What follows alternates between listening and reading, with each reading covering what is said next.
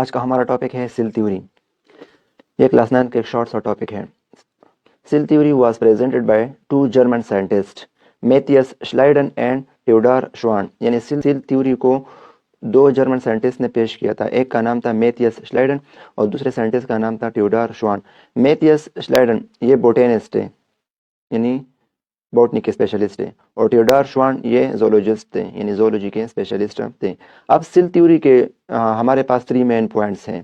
Main points: all organism are made of 1 or more sale. یعنی دنیا میں جتنے بھی جاندار ہیں وہ ایک یا ایک سے زیادہ سیل سے مل کر بنے ہوئے ہیں.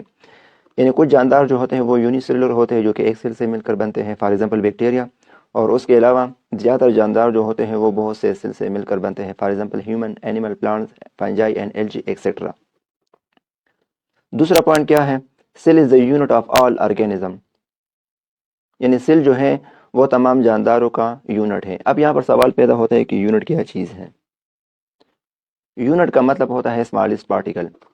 یعنی اس کو اب ہم ڈائیگرام کی مدد سے سیکھتے ہیں. فار ایگزامپل جب ایک دیوار بنتی ہے تو اس میں ایک بلاک آ جاتا ہے، یہ دوسرا بلاک، یہ تیسرا بلاک. اسی طرح یہ بلاکس ہم رکھتے ہیں اور دیوار بنتی جاتی ہے. اس میں یہ جو ایک بلاک ہے یہ اس پورے دیوار کا سب سے چھوٹا ذرہ ہے، تو اس کو ہم کہتے ہیں یونٹ. تو اسی طرح جتنے بھی جاندار ہوتے ہیں ان تمام جاندار کا جو یونٹ ہوتا ہے وہ سیل کہلاتا ہے. تو تبھی ہم کہتے ہیں کہ cell is the unit of all organism. یعنی اگر ہم ہیومن کو دیکھیں تو ہمارے باڈی میں کربوں اربوں سیلز ہوتے ہیں. اس طرح پلانٹس کے باڈی میں، اینیملس کے باڈی میں بھی. تو تمام جانداروں کا جو سب سے چھوٹا ذرہ ہوتا ہے جس کو ہم یونٹ کہتے ہیں وہ سیل کہلاتا ہے. اسی طرح new cell arise from pre existing cell. For example یہ ہمارے پاس ایک سیل ہے، یہ سیل ڈیوائڈ ہوا ہے اور اس سے 2 سیل بنے ہوئے ہیں. تو اس سے تو اگر ہم دیکھیں یہ والا سیل اور یہ والا سیل یہ اس سیل سے بنے ہوئے ہیں. تو اگر ہم فار ایگزامپل اگر یہ سیل نہ ہوتا تو یہ سیل نہ بنتے. تو اس سے یہ معلوم ہو گیا کہ نیو سیل جب بھی بنتے ہیں تو ان کے بننے کے لیے یہ لازمی ہے کہ پہلے سے موجود ایک سیل ہو.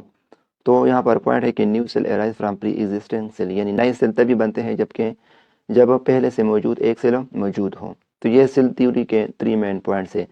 فرسٹ پوائنٹ یہ ہے کہ جتنے بھی جاندار ہیں چاہے وہ plants, animals, humans and micro organism, یہ تمام کے تمام سیل سے مل کر بنے ہوئے ہیں. Cell is the unit of all organism. یعنی تمام جانداروں کا جو سب سے چھوٹا ذرہ ہے وہ سیل ہے، اور نئے سیل تبھی بنتے ہیں جب پہلے سے موجود سیل ہو.